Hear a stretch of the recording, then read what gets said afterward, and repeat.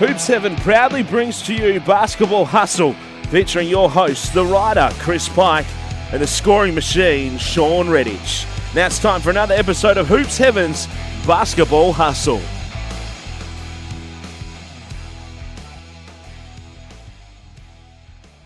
Hello and welcome to Hoops Heaven's Basketball Hustle for another week.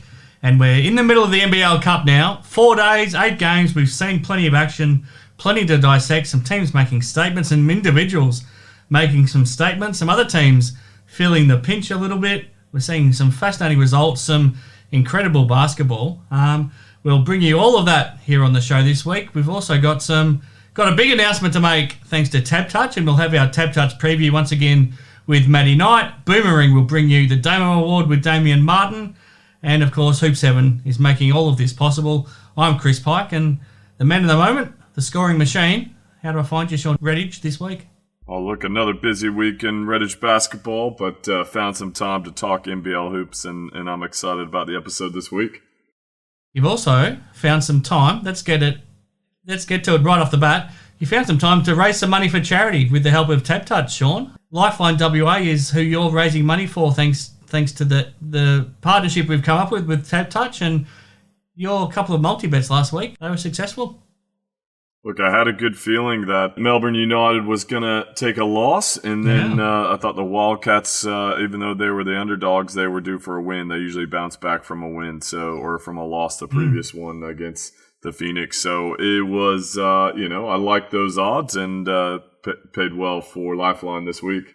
Absolutely. $293.25 you raised just by one multi-bet, Shawn. So it's a fantastic initiative that TABtouch has allowed us to do. But the fact that you bet against Melbourne United, Jock Landale famously now has come out and said they wouldn't lose a game all season. It's nice to also, I guess, win with you took a punt on that one, and it's probably nice to win on the back of that too.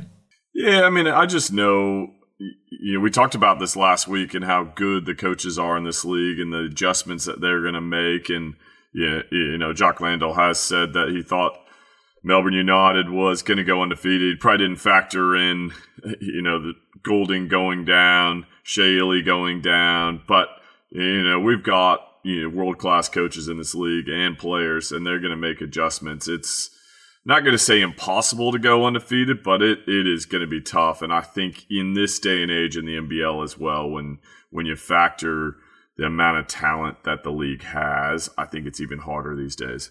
Yeah, you're right. But at the same time, I think Jock's been unfairly targeted by people for making those comments. I mean, in reality, if you go back and look at what he said, all he said was that this team should go into every game expecting to win, and he expects to win every game that they play. Is there anything wrong with a player having that attitude? Do you actually want a player that thinks that they're not going to win every game? Isn't that the attitude that you want to have? Oh, I agree. Yeah, I think in that scenario, you want to go out. You're probably not saying that. It's one of those ones where you're kind of giving yourself a target on your back when you don't need to. Yeah. You're already the most talented team in the league. Everyone's expecting you guys to win the championship. So it's probably one of those things where you don't really need to give your opponents a little bit more motivation in that regard. And, we're talking about it.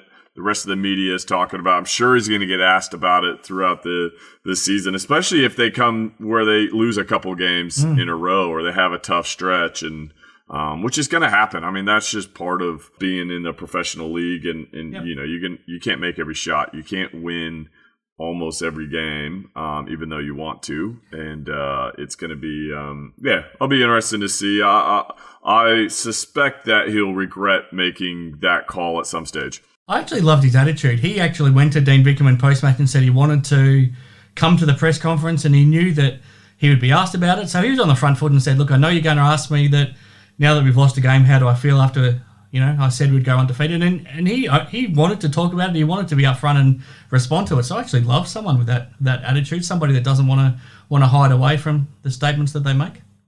No, I agree. And it's great for the league. I think it's he's one of those players. He's an extremely talented, if not the most talented player in the league. Probably belongs in the NBA, just with his skill set. So we're pretty lucky to have him at least for this season. And I think I mentioned it last week as well. The tension that he draws when he's out there on the court. I mean, even though he's giving you, almost 20 and 10 every night, he's actually given the team 30, 35 just with the ability to open the shots up. He's being double teamed every time he catches the ball. Yeah, even a guy like John Mooney, the stats, he's not really getting double teamed at the moment. No. Jacques Landale, when he steps out on the court, he gets that ball in the low post. He is a magnet for the defense. Yeah, absolutely. And when you've got such good shooters like they do, it helps space the floor. It actually works in their favour. So we've seen 4 days of the NBL Cup, Shawn. We've seen 8 games. It's a good sample size to probably have some idea of how it's working. What did you make of the first week? Well, I like it. I mean, you're playing so many games. You're seeing teams. They don't have...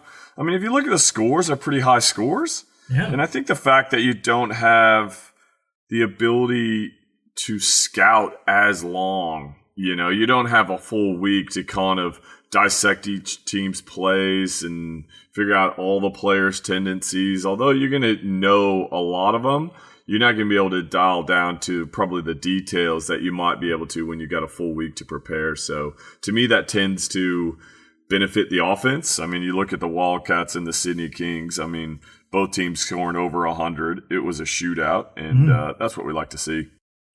One new initiative that's come in during this NBL Cup is the Coaches Challenge. I didn't actually realise it was happening until I watched the first game, and it popped up and happened. Hasn't really had a huge impact, but it did in the Adelaide Southeast Melbourne Phoenix game. So the Phoenix had a run on, and a foul was called on Tony Crocker on Cam Glidden on a 3-point shot, and that would have given Glidden 3 free throws, and it also would have meant that Tony Crocker fouled out of the game. But Connor Henry used his coach's call, and the call was reversed, and then I think the Phoenix were pretty unhappy. So Mitch Creek fouled Tony Crocker up the other end on the next possession, and then they called for their coaches challenge straight away. Clearly Creek did foul him. They lost their coaches challenge as a result, and the way it works is you lose a timeout, which is pretty important as well. And in a close game down the finish, the Phoenix didn't have a timeout. So that was one game where it did have an impact. What do you make of the coaches challenge?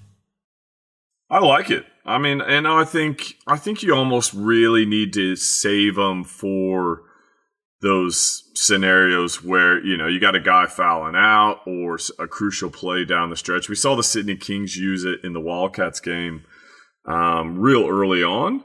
They actually got a foul back, and it was the right move. But, and there's been talk in the media as well. Well, if they do a successful challenge, should they get another challenge? I don't really like that, because anything that slows the game down. Yeah, we don't want more stoppages, do we? No, then you could have 6 coaches challenge. Yeah, I mean, no one wants to see that. I mean, we got better, no longer are we having to have the refs run over to the screen and wait 5 minutes for them to make a call. We can go to the replay center, and the league can make that quick judgment, which I think is a great initiative and great change. So I don't think we want to go back, but I do like the fact that you can have that one challenge where it's a crucial play and we could get the call right. And, it's credit to the coaches. They've actually won a lot of them. So obviously they're better refs than a lot of people give them credit for. Yeah, the thing I like is it hasn't created an extra stop in the game. So the coach has to give up a timeout to use it. So it hasn't given him an extra timeout. So that's the thing that I like. It actually hasn't lengthened the game, which I think is important. Yeah, and that timeout, I mean, the fact that you can call that advance the basketball with the timeout in the last 2 minutes of the game is beneficial. So you don't want to lose that ability to be able to advance the ball, especially when you're going down and you only got 5 seconds, whereas you can get in the front court instead of being in the back court. Let's talk about Bryce Cotton. It was a pretty eventful week for him. He played a big game, obviously. Even though he didn't shoot the ball well, he had a big say in the win against Melbourne United. Then he was pretty much on his deathbed for the next 48 hours, but he got up to play and he had a huge game. A fascinating battle with Casper Ware, and he was huge against the Sydney Kings. And now the news has come out that he's taken a big step forward in his citizenship, so he can now officially apply for it. How long that now takes, it could be, it could be a month, it could be 3 months. We just don't know, but he's now closer to becoming an Australian citizen anyway. Pretty eventful few days. Yeah, it was, Bryce Cotton. I'm sure once the entire league heard that he got his permanent residency, which then allows him to get his citizenship, they just threw up their hands. Are you serious? Like, we've already got to contend with the culture of the Wildcats and trying to defend Bryce Cotton and, the Red Army screaming at us as we're trying to shoot three-pointers. And now we've got to factor in Bryce Cotton as an Aussie, so that allows the Wildcats to go get another import. So, it's huge. And I think, you look at the history of the Wildcats, they've been great at this. They did it with Ricky Grace. They did that with Scott Fisher. Myself, I was able to. Yeah, and now you got Bryce Cotton.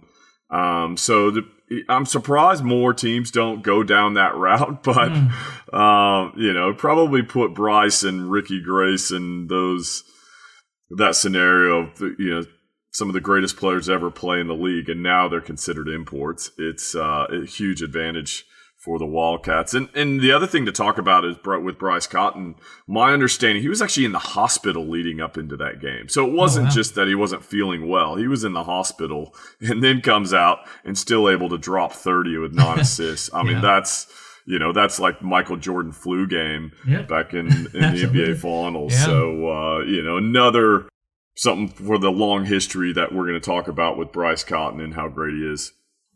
How much better is it making him, and how much more dangerous is it making him that he's now got a genuine partner in crime? I think John Mooney is much better than we thought he was going to be, especially offensively. We didn't expect him to be able to shoot the ball like he is, and he's turning into one of the best players in the league right now.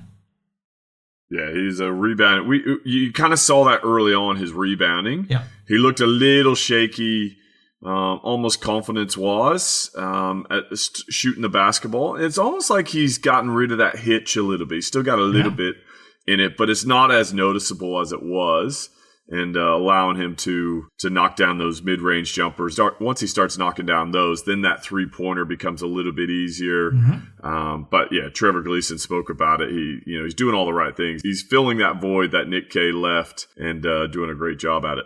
Now, we don't know if Bryce is going to get his citizenship in time for the end of this season or not, but assuming that he does, what do the Wildcats do in terms of the second import spot? I guess the first question is, do they use it? Do they bring in a second import? And what sort of player would you recommend? Well, I think you absolutely use it if you can. Yep. And, looking at their roster, you're probably looking at a 5-man. They don't really, maybe someone else that can relieve Mooney, so he doesn't always have to play the 5. He tends to be in that position a lot at the moment. So kind of a guy that can swing Mooney. If he's going to shoot the ball, can shoot the 3 as well as he has the last few games, then it allows them to go get a 5, and he can kind of be that stretch guy as well that Jesse Wagstaff provides at the moment. But, Miles Plumlee would be a great one there, although he's already talked that he's not going to play this season, but I'm sure they definitely picked the phone up and gauged his renewed interest if he'd be able to come over. But I would say that you're probably going to go around that 5-man, that big guy, to be able to contend with some of the big guys in the league and give them a little bit more option there. I mean, Mitch Norton's pretty solid at the point guard spot. I don't think you need to go a point guard. You've already got Blanchfield and Stondal when he gets healthy. So I think that's the way to go, kind of a 4-5 that can help relieve the pressure on Mooney in the rebounding and scoring department.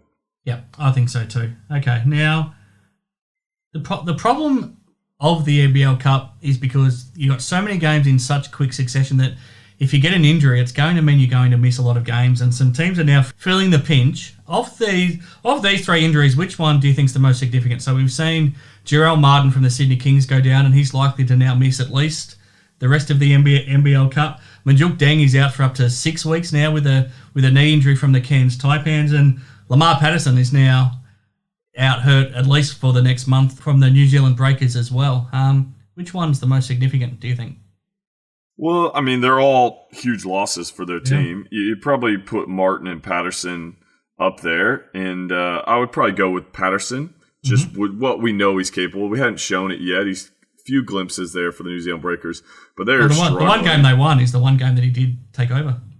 Yeah, they are struggling, and so for them to lose him is a huge blow for for them. And then, it seems like we talk about it every week, but if you're going to bring an American or an import, now they've got to quarantine. They're not going to get there in time towards the end of it. So it puts them in a tough position. If you had it was a local player, then you might be able to find someone that's around that can fill that void. But, having your import and then Sydney Kings, Jarell Martin, he was really looking good and kind of finding his groove as well. So tough one for the Sydney Kings, and they just seem to, we've had to see them really go to small ball. So Adam Ford's going to have to test his lineup abilities to coach, and they're going to need to knock down the 3-pointers to be able to get wins. They almost did enough against the Wildcats. They scored quite a bit of points, 106 points, but weren't able to get over the line in that one, even though they shot the ball extremely well.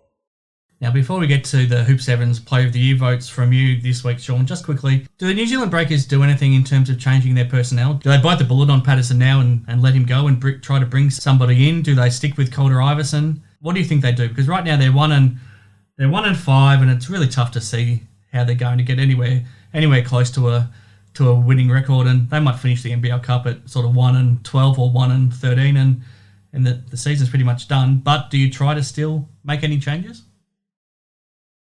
Look, I guess it just depends on how much you like Colton Iverson, what his contract status is. Any team that's got Corey Webster and Ty Webster, they're not going to go the NBL Cup. They're not going to lose every game. Those guys can win a game or two on their own back. So I expect them to get a win or a couple wins. But you might look at Lamar Patterson. He hasn't fitted in too well. It's a tough one though. I mean, with Patterson being injured, maybe you do kind of go down that route and see if you can make a change and kind of kickstart your season. We saw them brought in Scotty Hobson last year, and he was fantastic. So I wouldn't put that past them. And their ownership group has a lot of contacts in the NBA. The G Leagues, they're in the middle of their season, but they're going to be finishing up soon. And so there's going to be some options there as well once their bubble season finishes. Yeah, we'll keep our eye on that. Now, as I said, Hoop 7 is bringing you our Play of the Year votes and a Play of the Year award for this year. And we talked last week, how Isaac Humphries and Tyler Harvey were beginning to pull away. All of a sudden, things have really tightened up, and I'm fascinated to see how you went about this process of getting your votes for this week, Shawn, because we saw so many guys put up at least one good performance. Did you focus on the guys that played two pretty good games? Did you focus on the results? And then you can run through your 1 through 5 votes for us. Yeah, well, first off, it goes down to results. Yep. So the Wildcats were the only team that went 2-0. And so, rightfully so, Bryce Cotton, John Mooney got 5 and 4 votes there. And then, there was a lot of guys probably unlucky to miss out. Tyler Harvey had a great week again. Jock Landale, Kiefer Sykes had a triple-double, didn't even get a vote. So, first triple-double, I think, of the season. Yep, yeah. But, they lost one game. He was average in the other game. Yeah. Yeah, and Mitch Creek, I mean, just look at his numbers. He was incredible. Casper Ware, once again, I mean, even though the Kings lost to the Wildcats, his performance over the last couple of weeks has been outstanding. Machado, I mean, he's leading the league in assists, and he's putting up some incredible numbers. And his numbers are better than last year, and we thought he was incredible last season. Yeah, I think they're relying on him a lot more, which is probably why he has to, but probably also why they're not as successful. That he's having to do a whole lot of hard work for his team. But I thought he's played some pretty good basketball, and they went down to Melbourne United, but they got the Illawarra Hawks, and a good win for him earlier in the week. Yep. So fascinating votes there, and that means our leaderboard now. We've still got Isaac Humphries on top with 15. Tyler Harvey, 13. Bryce Cotton is now on 9. Casper Ware, 7. Scott Machado, 6. Justin Simon, 5. Jock Landale, 5. Mitch Creek, 5. John Mooney, 5. Then back to Daniel Johnson on 4. Vic Law on 4. Kiefer Sykes on 4. Nathan Sobey on 3. I think you're pretty much on the money, Shawn. To me, that sounds like all of the stars in the league all in one list. Yeah, it's a pretty good list. And, Bryce Cotton jumped up quite a bit in the list with one great week. So it's really hard at the moment in the NBL Cup. I mean, all these games seem to blend in and you're not sure which week is which week. Yeah. So it's going to be interesting to see how it kind of all plays out after this NBL Cup with so many games and so many opportunities for these guys to put up some incredible numbers. Absolutely. Okay, let's take a deep breath, Sean. When we come back, we'll go through those results from the opening week of the NBL Cup. And then, of course, later on, we'll have the Damo Award thanks to Boomering with Damien Martin and the TABtouch Preview with Matty Knight.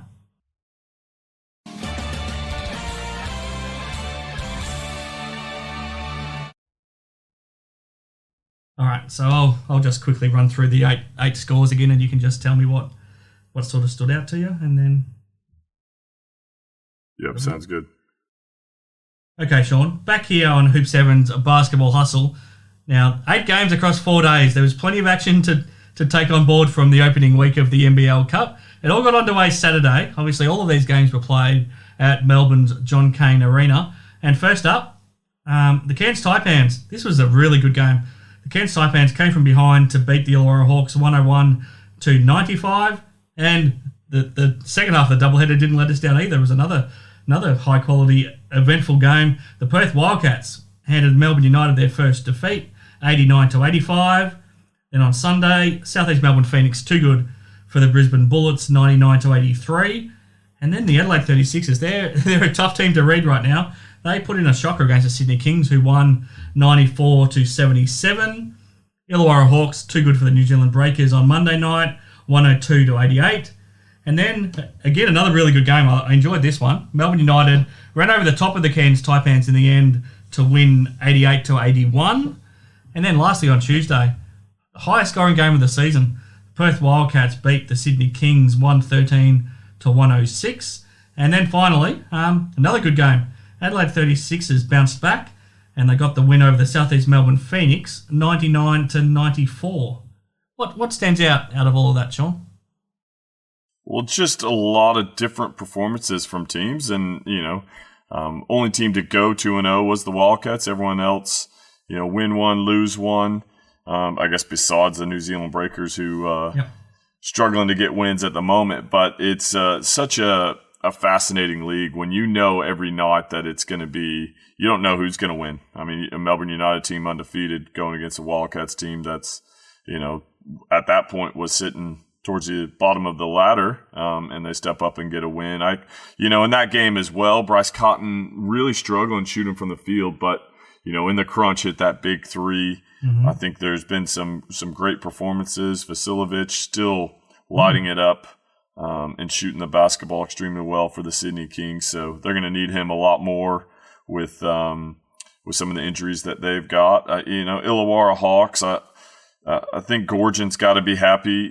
They dropped the game against the Taipans, but they're right in there and they're competing. I think that they're going to be right there at the end of the season. So some interesting results, some unexpected ones, but I think it's kind of what you expect here in the NBL this year. It's going to be up and down, and the NBL Cup standings, the Wildcats are leading at the moment. So I'll be interested to see how the quarters point system goes down later in the cup as well. As we get down to the last couple games, they'll be fighting for those quarter point wins when you got $300,000 on the line. Yeah, I was going to ask you what you think of the point system. So every game has 7 points up for grabs. You get 3 points for a win, and then there's a point up for grabs for winning each quarter. So after that first week, we got the Wildcats on 10.5 points, the Sydney Kings on 8 points, the Phoenix 7.5, United 7.5, the Taipans on 7, the Hawks 6.5, the 36ers 6.5, the Breakers 1.5, and the Bullets are 1 point. Do you like it? What do you think of that part of it? Yeah, I think it adds a little bit to it. I mean, I know for myself, I'm kind of looking at not only who won the game and the stats, but then you're going back and looking at the numbers for each quarter and seeing who got each one. So I think it adds a little bit more spice to it. And, you could come down to the last game. You might be winning that game, but it could come down to a fourth quarter where you actually got to win that quarter as well. So it'll be... I think it adds a little bit more excitement to it and gives a little bit more, to play for each quarter that you're playing. You're not just looking at the final score. You're playing every possession, which a coach usually preaches. But a lot of times the players think, hey, we won the game, so one possession here and there may not matter, but it could matter between the difference between $300,000 or nothing. Absolutely. Now, before we get to the Damo Award with Damian Martin, over these first 6 weeks of the season, who's impressed you the most defensively, Shawn? And if you've kept an eye on the Damo Award, do you agree with his votes generally from week to week? Oh, look, I think he's got a little bit of Sunday Dutch favoritism going on. But my favorite defender at the moment is Justin Simon. Just some of the blocks he has on the 3-point line and his ability to get up there and just contest and just competes similar to the way Damian Martin played for his incredible career. So, I mean, Isaac Humphries, he's just a blocking machine. I think Sunday Dutch is doing a great job. I think he's probably got it close, but I think, if I'm looking at the leaderboard, and you've got Justin Salmon in third or Todd for second, I'll be interested to see how the rest of the year plays out and see if he can jump up there. Well, let's find out why he does think so much of Sunday Dutch. When we come back, we'll have the Damo Award thanks to Boomering with Damian Martin. Now, of course, the Damo Award, the Best Defensive Player Award, is brought to you by Boomering. Quite simply, the best basketball system installation company in the country. Check them out at boomering.com.au and all of the basketball systems you need, they'll be happy to install it in your home, in your school, at your recreation centre, wherever you need a basketball system. They'll be happy to install it, and it'll be the best quality system you've ever played on. But also the custom flooring is something that is just out of this world. It is suitable for any surface. You have a look at your backyard, you have a look at anywhere where you can put a basketball court, and the custom flooring from Boomering is absolutely incredible. You can get any markings on it you like, any linings, any graphics, make it look however you like, but under your feet it's going to feel incredible. But also, thanks to their support here of the Damo Award on Hoops Heaven's Basketball Hustle, one of our lucky listeners each week will be able to buy a half-price portable system. That's right, half price. If you just mention that you listen to this on Hoops Heaven's Basketball Hustle, you listen to the Boomering Damo Award, you can buy a portable Boomering system for half price. If you don't want a portable one, you can get an in-ground system with 25% off, or the flooring I talked about, you can get 15% off. That's right, all of these deals are thanks to Boomering and thanks to their support of us here at Basketball Hustle. Okay, now time for the Damo Award for another week here on Hoops Heaven's Basketball Hustle. It's all thanks to Boomering, and we're talking to the best defensive player in NBL history. So who better to break down the best defensive player award for this season? Damo, thanks for joining us once again. 8 games already across the first 4 days of the NBL Cup, and as we release this week's episode, we're already into week 2 with another couple of games on Thursday night. What do you think of what you've seen so far? I am loving it. I love that I can go home and just about every day there's a double header on. I was almost having withdrawals yesterday, so on a Wednesday when there's no games, I'm like, what do I do with myself? But I'm loving it. I know that the players have been asked a lot right now to live in a hub, most of which are away from home, back-to-back 2-3 games a week. The physical toll, the mental toll, but from a spectator's point of view, thank you. This is brilliant. Oh, how are you going watching some of the guards going right now? If I have a look at Shawn's votes for this week on our Player of the Year award, he's got Bryce Cotton, Casper Ware, Scott Machado, all among his top 5 players. If you were playing right now, you'd be having to guard some of those guys. How are you going watching on some of the things that you're seeing right now? I love it. I still put myself in the position of what would I do in that scenario, and it's just I can't help myself. So whether it's on-ball situation and isolation from the top, the hypotheticals I play with in my own head, I'm sure that'll go away with age. Or with age, I'll have been even better than what I really ever was. But right now, I love playing the what-if game if I was defending these guys. Because like you said, Casper Ware, Scotty Machado, Bryce Cotton, you're not talking about just 3 of the best players in the league this season. You're talking about 3 guys. Like, it's only Scott's second year, but Casper's been around long enough now. Bryce certainly has. These guys are some of the great imports we've brought out, and if Machado continues along the way he is, he can be thrown into that category. So the matchup of the round for me was two of those guys you mentioned. The battles that have happened between Bryce Cotton and Casper Ware are incredible. It doesn't matter whether Casper's wearing a Kings jersey or a Melbourne United jersey. You know, the amount of chirping they did to each other made birds in the morning jealous. They were just going back and forth, had a lot to say. I would love it if we had a lip reader to be able to tell me exactly what was said, but I enjoyed the matchup. Both guys are at their absolute best, but, you know, take your hat off to Perth. They a round ago got smashed by South East, 25 point deficit, and then they bounced back with two huge wins against some quality opponents in Melbourne and Sydney, but that matchup was brilliant. I think it'll be just as much fun almost seeing Bryce up against Scott Machado this week too. That's going to be pretty exciting. Imagine, well, I'd love to be Bryce, but imagine being Bryce where you've just seen the best of Casper, you've put in an incredible performance yourself, you go home, you've got a couple of days where you're either at the hotel or on the training court to prepare for Scott Machado, who was last year's runner-up MVP. So it doesn't get any easier, but that's what the NBL has, and that's what the Cup is producing. Now, Shawn had a little bit of a crack at you and your voting earlier on the show. I'm going to give you the chance right now to have a crack at Shawn's leaderboard in our Player of the Year award. He's got Isaac Humphries, Tyler Harvey, Bryce Cotton, Casper Ware, Scott Machado as his top 5. Is there someone he's missing? Is there a way you can have a crack at the way Shawn's voted so far?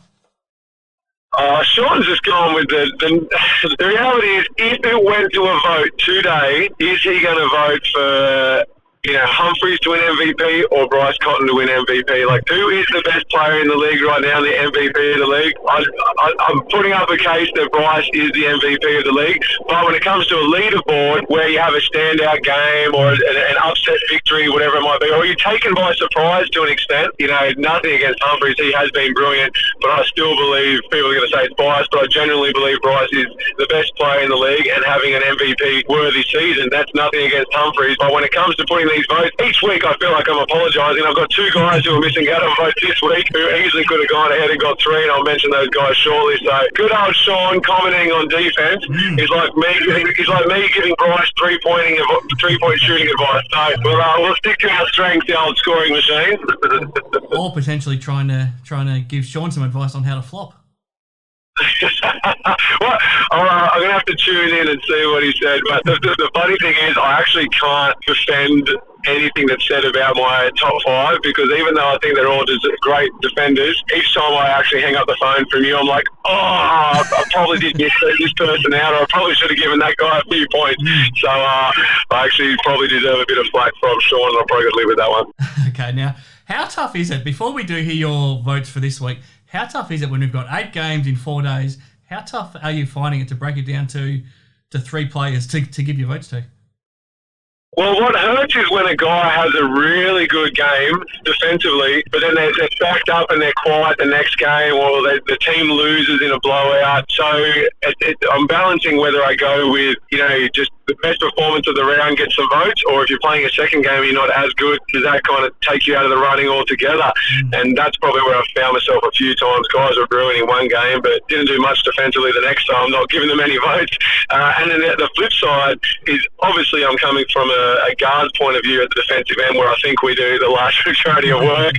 But I also know how hard it is to try and box out someone like a Nate Jarell, you know, some of these big guys. And so I've started to give probably a little bit more credit and paid a little bit more attention to some of the big rebounders in the league who are getting huge amounts of boards.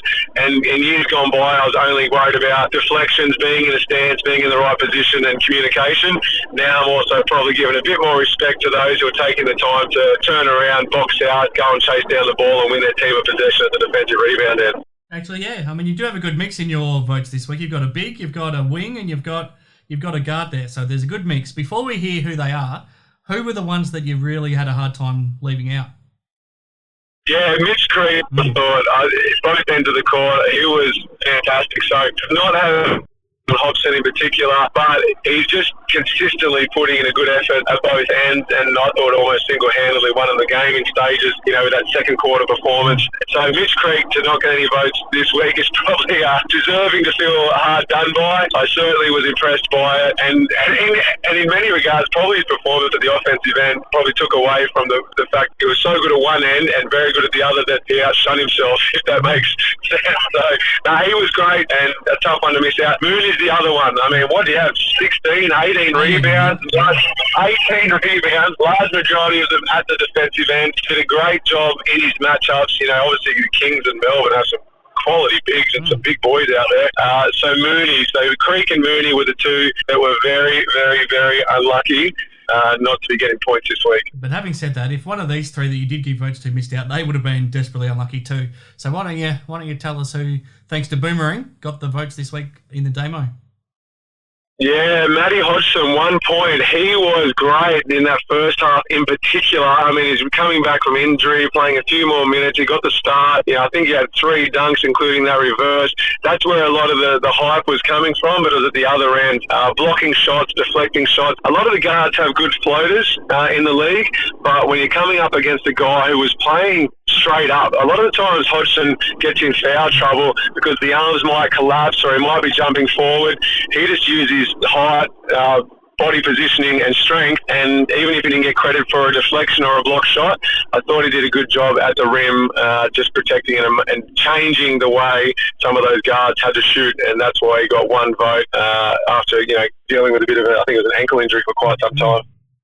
Absolutely. Now, the 2 votes, I'm glad that I checked this with you before because you almost gave his offensive-minded point guard all of the credit, but gee, this guy's a special defender.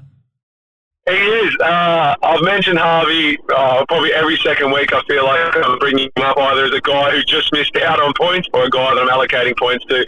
What Illawarra have done... It's Simon, not Harvey. Oh, this is what happens when you... I actually really enjoy watching Illawarra because at both ends, between the two of them, you've got one of the best defenders in the league and will be right up there come the end of the season with who actually wins the award. And then just the floater game of Harvey at the other end is why I just love watching the Hawks. He just backs himself. I don't know how else to put it. He just flat out backs himself. AJ, was getting up and down the court. Well, they're fun to watch. I'm enjoying watching what the product is, the style of play the Hawks are doing. Obviously, they let too many points up on the board 2 weeks ago. But, yeah, what we're seeing out there is Simon's just brilliant. 2 votes to him, and he will continue to be someone I watch at the defensive end because of the work he does, not just on the ball, but off it. And he's a hell of a pickup. At times, if you genuinely believe your team can win a grand final series, you've got to recruit according to what's needed in the postseason, and he will be needed in the postseason for the teams they'll face. Full credit to Gorge. He hasn't recruited a team that's just going to go 500 or make progress and rely on talent. Talent can get you to the finals. It's the intangibles above your shoulders that can win you a championship, and they've got that in the recruiting, Simon. So, yeah, he's fun to watch. Absolutely. He's already won 2 games for them just on offensive rebounds on his own. So, I mean, he's already proving a match winner. Now, the 3 votes. Can you tell us why this guy deserves the 3 votes and maybe explain to Shawn why exactly he does deserve the 3 votes? Look, I just challenge. I mean, it is hard. If you're live at a game, I think you have an even greater appreciation for what Sunday Dech does because he will pick up full court. He will deny that first pass. He's going to turn you twice. So while the camera may actually be following the person who may have just scored or may have just committed the foul, whatever it may be, he is still working. Then pay attention to what he does on the ball in comparison to what other guys will do when they're on the ball. It is very few and far between possessions where his hands are below his waist, in particular when he's guarding the ball. Now, that may sound silly because it's one of the defense 101, one of the most basic things you can do, but he takes away the vision of the player he's guarding. He's got long arms, he's got quick reflexes, he's got quick feet, so not only does he take away vision, but he's always a chance of getting a deflection, which the opponent knows, so they have to make either an incredible crisp pass or they take a wider angle on that pass, and they might add a bit more air and make it a lob pass or a bounce pass, which is slower. So he disrupts timing, so appreciating how much disrupting timing can upset the flow of a scorer who might be coming down on a pin down. He's already gone into his 1-2 step, but then he's got to wait for that pass because Sunday has affected the speed of that pass. I know it sounds silly, but start paying attention to those things and you will see why Sunday is starting to set himself apart from a lot of other very good defenders in the league. I appreciate that he's up there. The other thing that I think is important is the fact that he plays virtually 40 minutes a game. He doesn't come out. He does all of that, but he does it without really getting a rest. Exactly right, and I think there's probably 5 guys I'd throw into a category of fittest in the league, and Sunday's one of those 5. And to do it against the opponent's best player, to do it 1 through 3, you're happy to switch off, and to see him guard a power forward happens occasionally as well. So 1 through 4, you can see Sunday, but it's full court, it's denial, it's up and in, which puts yourself in a position to get blown by occasionally. But the high risk, high reward, they are getting much more reward with his style of defense. And like you said, he's doing it for close to 40 minutes a game. Credit to him, it's incredible. And I know that opponents hate going in there and having him guarding. Yeah, absolutely. I totally agree. I've got no problem with your voting, Damo. But what I'm not going to do is I'm not going to read out the leaderboard because I don't want to corrupt your votes for next week. So that way you can avoid the leaderboard. You can have a clear head when you're casting your votes. If anyone does want an update to the leaderboard, just check out our social media page. But Damo, a lot of fun hearing your insights once again. Enjoy the 8 games over the next few days, and we'll be back next week. Sounds good. Thanks, Parky. Thanks, Boomering.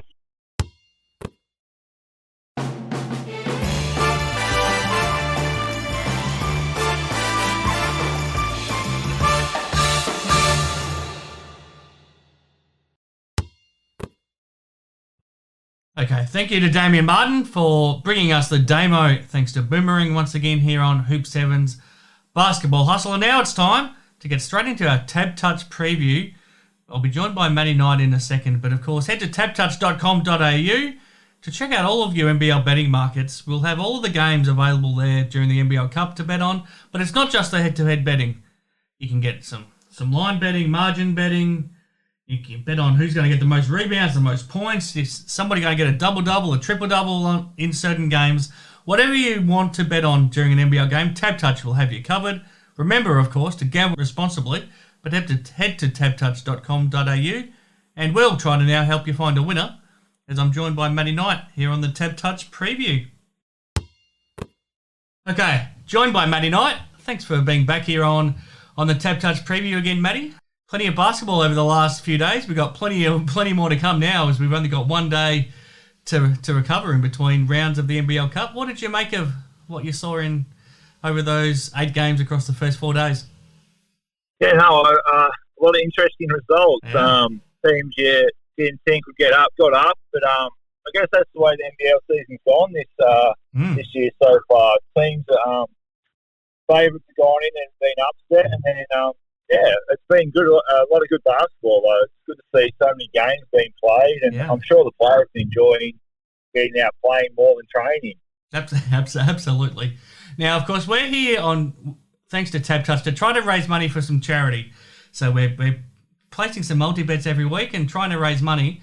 Some bad news last week, Matty. Shawn Redhage, your old mate, the Scoring Machine, he broke his duck. He managed to find a couple of winners last week, and it's good news for Lifeline WA, but not so good news for you.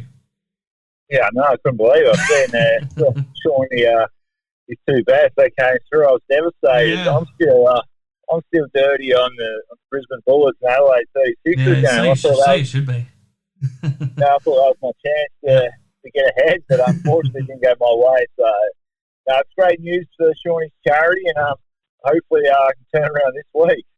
Yeah, you were unlucky. So you both ended up betting on the Hawks and the Taipans game. So, and that was a close game. For a lot of that game, it looked like the Hawks were going to win. So you were on the Hawks, but you got unlucky there. And then you got the Phoenix over the Bullets, right?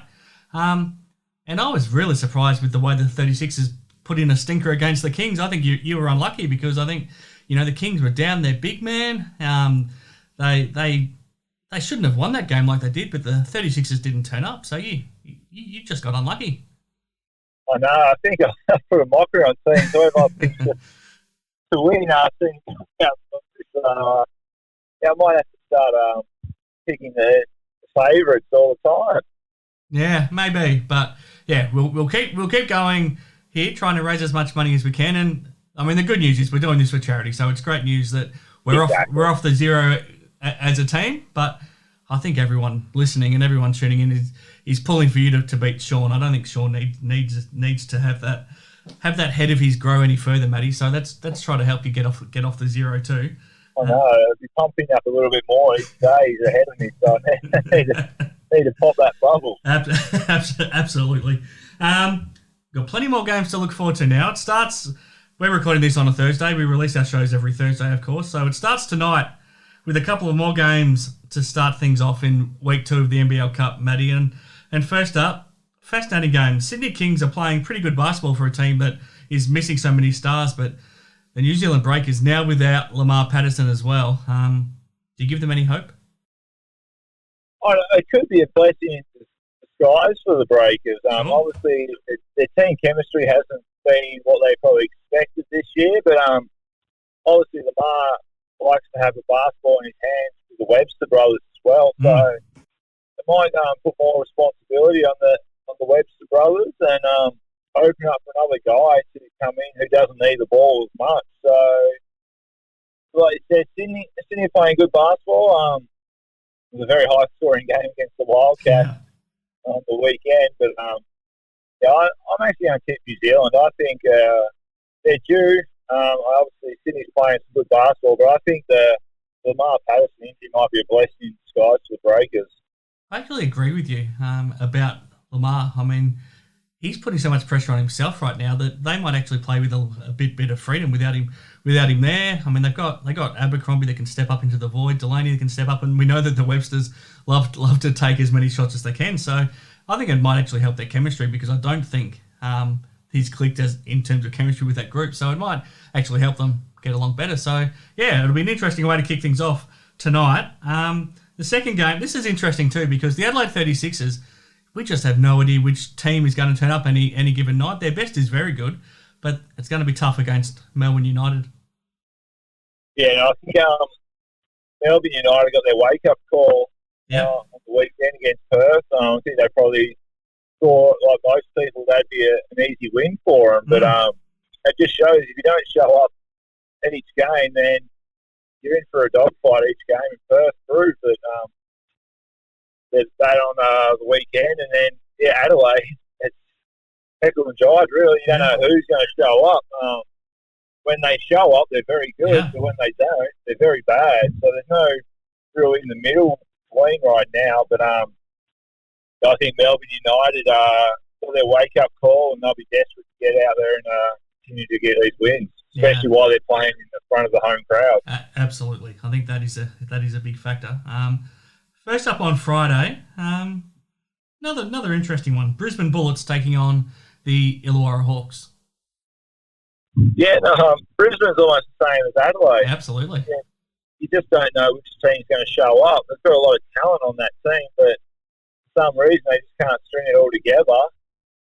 And then, it'll be an interesting one. I'm not sure. I think the Hawks should get up. They've got a lot more talent, and especially being coached by Gorge, I think that they should get a convincing win. They should, but they've now lost three of the last 4 as well. So I think that's a really tough one to pick. So is this one. Cairns Taipans, even though they lost their last game against Melbourne, they've been playing much better over their last 3 games. And they take on a Perth Wildcats team that, with Bryce Cotton and John Mooney firing, they could really go places. Yeah, exactly. I think they're leading the NBL Cup right now, 2 wins in 2 games. And big win against Melbourne and backs up against Sydney. The thing will be the wear and tear of the bodies of Bryce and Donnie, especially playing close games. But Cairns, they were unlucky against Melbourne as well. Yeah, maybe getting away from Cairns, being on the road has brought them closer. It's going to be a tough game to pick. I think Perth will get up. I think Bryce is playing some really good basketball now, but I think they'll carry the momentum previous weekend over this game. Yeah, that's probably the one game out of this whole weekend I'm most looking forward to. I think that'll be a cracker. First up on Saturday, then we've got the Adelaide 36ers and the New Zealand Breakers, and And just because of the way both teams are going, this is another tough one to tip. Yeah, well, depending which which Adelaide team shows up in the first game. If they don't play well, and they normally back up with a very strong game the next game, and vice versa. But no, I think Adelaide should get the win against the Breakers. Yeah, I think they should. But yeah, nothing's for certain.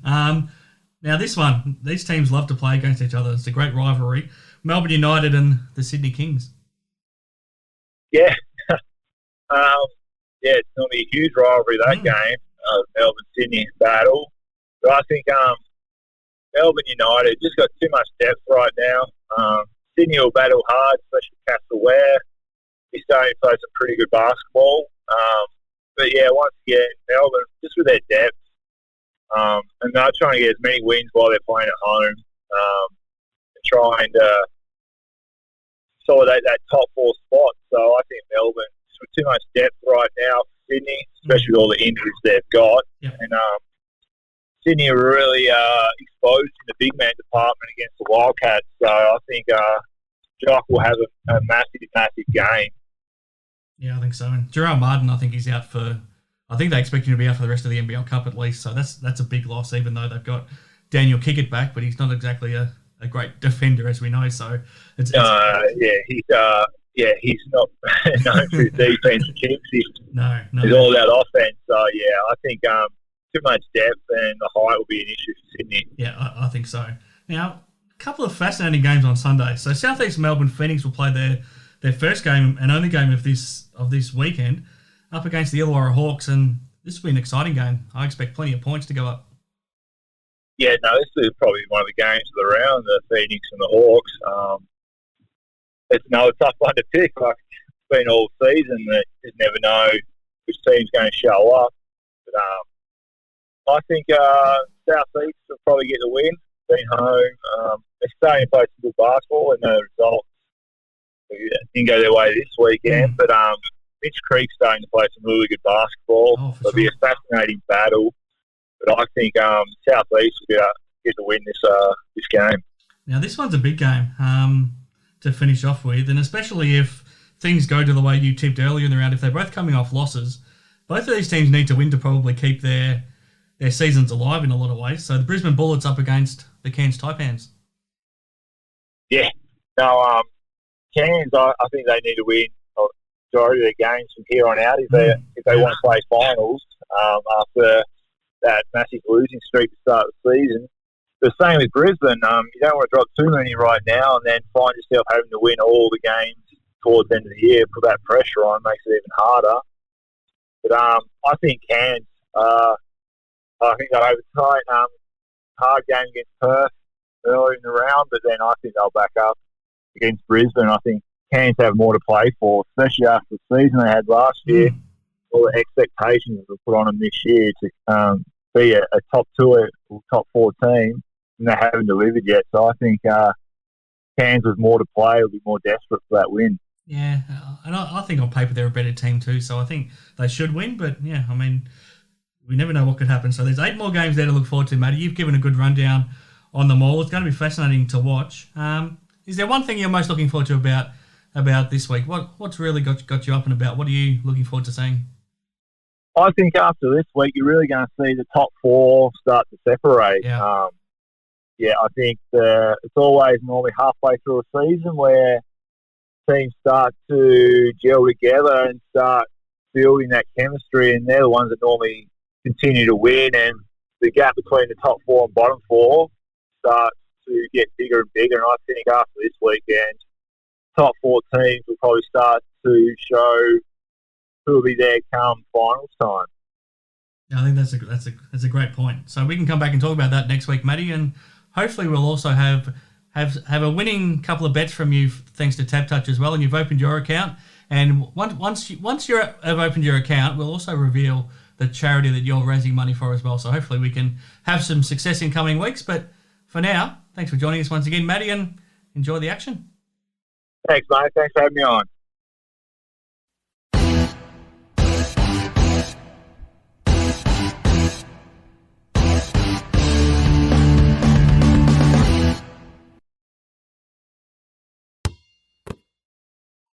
Okay, back on Hoop 7's Basketball Hustle, and thanks to Damian Martin for another edition of the Damo Award, thanks to Boomering, and thanks to those insights from Matty Knight about the week ahead in the NBL Cup, thanks to TABtouch. And now I'm back here with the Scoring Machine, Shawn Redhage, and another 4 days, another 8 games to look forward to in the NBL Cup for this week, Shawn. Why don't you run through the 8 games you've got to look forward to and tell me your thoughts?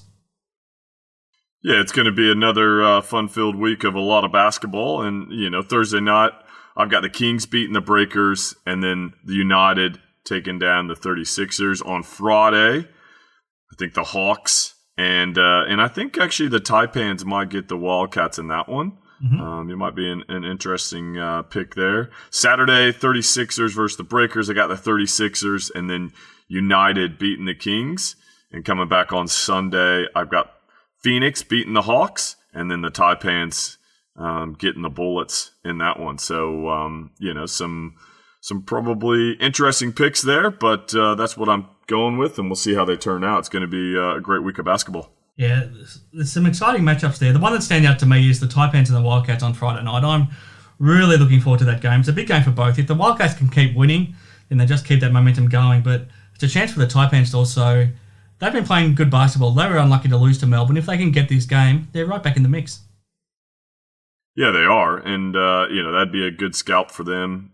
Give them confidence as well to be able to knock off a team like the Wildcats and how well Bryce Cotton, John Mooney, and the rest of them are playing. So, obviously losing Majok Deng is going to hurt them, but I think other guys might step up. Possibly could give them a little bit more balance. Kawat Noi, you might throw him at the 4 as well and give them a better, a little bit different, I guess, lineup out there. You can kind of play that stretch 4 and then allow Oliver to man the middle in the 5. So I think, sometimes less is more. I'm not saying that they're going to be better without Majok Deng, but I think, tweak the lineup and teams may not know what to expect. And when you got Machado fawning you, if you can surround him with shooters, it'll be interesting see how it plays out. Real chance for Mojave King as well. He's fallen right behind in the battle for the Rookie of the Year, as we talked about a couple of weeks ago, when you've got such stars like Vasilovic and Jack White and Yanni Wetzel and obviously Josh Giddey.